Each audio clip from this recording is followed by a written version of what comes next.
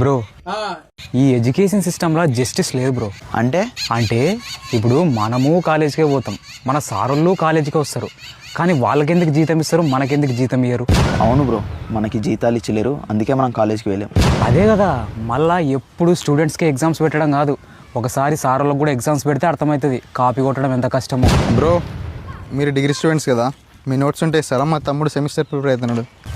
మా notes add అండి, ఎప్పుడో పునుగుల బండికి ఇచ్చేసినాం. పునుగుల బండికి ఇచ్చినావా బ్రో? మరి నీ నోట్స్? నా నోట్సా? వాన్వి పునుగుల బండికి వేస్తే నా నోట్స్ బజ్జీల బండికి వేసినాం, వాందే రికమెండేషన్. ఇట్లా ఉన్నారేంది బ్రోస్ మీరు? మరి ఇప్పుడు ఎట్లా?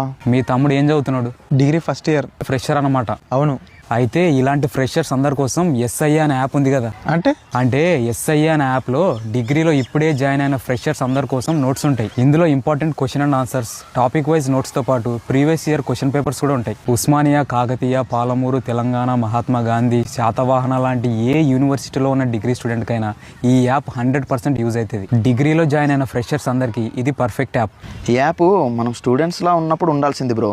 నోట్స్ రాసి రాసి అనవసరంగా పెన్లో ఇంకా అయిపోయింది.